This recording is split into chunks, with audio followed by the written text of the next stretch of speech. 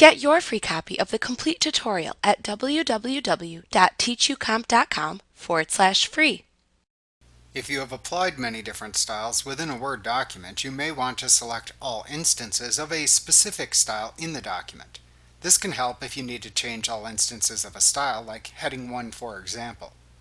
You can do this by either using the Styles button group on the Home tab of the ribbon, or by using the Styles task pane. Using the following method in either list performs the same result. So in either the Styles button group on the Home tab of the ribbon or in the Styles task pane, right-click the style to select in the document.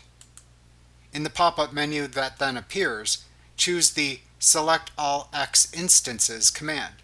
The variable X lists the number of instances in the document, so this command might read, for example, select all 10 instances. After selecting this command, every instance of that style is then selected in the document.